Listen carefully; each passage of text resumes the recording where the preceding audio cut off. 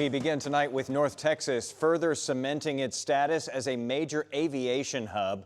DFW International was just ranked fourth busiest airport in the world. Love Field currently undergoing a $2.5 billion transformation. And today we just learned where travelers can fly to from a third commercial airport here. Richard Solomon gives us details this evening of where people could land when taking off from McKinney's new airport. North Texas has some of the busiest airports in the world, but soon, simple, basic, reliable, with friendly people. You can catch a flight from right here at McKinney National Airport. We're going to save you money, for sure, but it's also going to be really easy. We're going to save you time. This is Andrew Levy, CEO and founder of Houston-based Avelo Airlines, and this airport will serve as base for the planes. We are not an airline that's going to have multiple flights a day. We will have multiple flights a week. And we're going to take you primarily to places that leisure travelers want to go to. The first flight leaves on November 11th. You'll have 5 destinations: Las Vegas, Fort Lauderdale, Fort Myers, Orlando, and Tampa. And introductory fares will start at $99. Andrew believes the size and the location make his airline an option of convenience. And work on the terminal itself is almost done. All the drywall's complete in the building. They're doing paint and tile and a lot of the interior work now. Ken Carley, the director of TKI, says the airline will create more than 100 jobs, from pilots to airport maintenance crews. And it could eventually lead to more terminals here in the future. We've got land to expand, so we can develop more aeronautical uses, more facilities over there. This is just the first of what's to come to this area, to McKinney, to Collin County. And soon, McKinney will have liftoff. In McKinney, I'm Richard Solomon. We have the entire interview with Avelo's CEO available right now on our streaming app, WFAA Plus. You can watch it on demand for free. Now to developing news. We are working to learn more about the first ever Republican midterm convention that is coming to Dallas. This is video of the 2024 RNC. Both Republicans and Democrats hold these huge gatherings in presidential election years. Well, Dallas will be hosting an unorthodox version that will happen during a midterm election season. President Trump is looking to use the platform to drum up support and try to hold the GOP majority in Congress, as well as boost support for Ken Paxton in a heated Senate race here in Texas against Democrat James Tallarico. The convention will be held September 8th and 9th. We're still working to learn more details, including where in Dallas that convention will be held. Kerr County commissioners have unveiled details of a new flood warning system nearly a year after deadly flooding devastated the Hill Country. 30 sirens are going to be placed around Kerr County, where some of the worst damage was last year. They will cost up to $1,000 per year to maintain. But I have talked to the manufacturer, and that's what they've assured us it would run.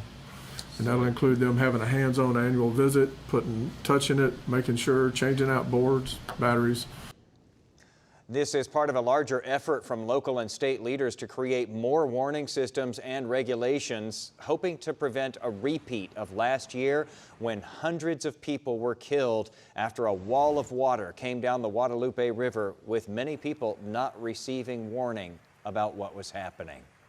Our coverage of the one-year mark continues all week long. Wednesday, you can watch Hope in the Hill Country to see how all of your donations are continuing to propel the recovery. That is at 7 p.m. Wednesday on our streaming app, WFAA+. Let's check on your evening commute now here in the 6 o'clock hour. Stacia Wilson has traffic. Hey, Jason. So we are starting in the Irving area. Major accident slowing things down right along 183 eastbound at Esther's. This is not the first accident we've had here recently. Just checking out that location for you. You also had one on the westbound side of 183. That cleared, but traffic still slow moving on the eastbound lanes, and the westbound lanes are still a little congested from that collision that just cleared. We also still have this closure. Now it's really slowing traffic down along I-35 southbound at Inwood. You cannot take that exit. And I think drivers are kind of surprised when they're pulling out there and having to kind of figure another way to go on the spot. We're also watching major backups along I-30, but both directions had accidents, and both of those fortunately cleared. Looking at it from Lake Ray Hubbard. Jason? A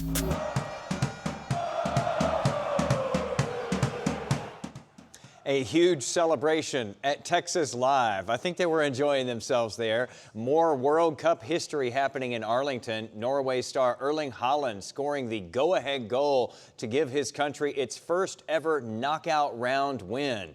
Let's get out to Cynthia Izaguirre and lead sports anchor Joe Trahan leading our World Cup coverage this evening. How many rowing events have we seen there as this day has progressed, y'all?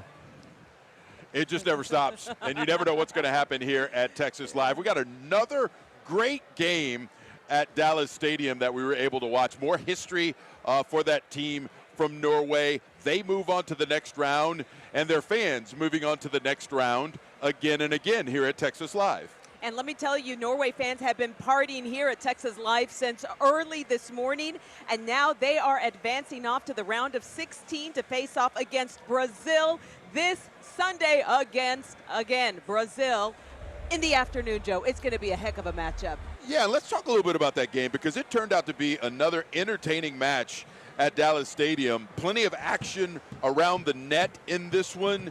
And listen, Ivory Coast, they were the underdog, but they played really well in this one. This one was actually tied late, and it looked like we might be in for yet another extra time affair, but that is when the star from Norway comes through. Erling Haaland, he puts his names in the history books. He nets the game winner. It's the country's first knockout stage win. Incredible stuff. 2-1 the final, Izzy. And the fans have plenty to celebrate here at Texas Live. We've seen, again, the Viking row, lots of dancing, cheering, crazy excitement. When these teams score a goal, this place erupts. It is the best energy ever. France just wrapped up its matchup against Sweden. Hello, Mbappe. Hello, the French team. No doubt. Listen, that the Viking row, it is absolutely going viral. These people are reveling in it, and you're right to button it up. I mean, France looked amazing. Mbappe, amazing in that win over Sweden. That one just ended. And then we do want to talk about what's going on at Sundance Square. We're going to take a live look at what's going on there for you. It's where one of the biggest watch parties for Team Mexico is taking place. The team's first knockout round match will take place tonight. And those fans are already ready to roll. And that kickoff is still almost a couple hours away, Izzy. Yeah, in fact, it's just under an hour away at 7 p.m. Mexico takes on Ecuador. This is going to be a heck of a match. I mean, we're talking about two very passionate cultures, and so we'll see what happens here. I got a big wager with my boy Matt Moreno back at WFAA.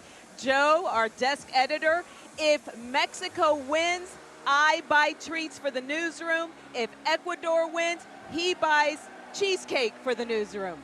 I think I like treats more, so go El Tree. Let's get into the Fan Fest now at Fair Park, where Kevin Reese is standing by. Hey, Kevin.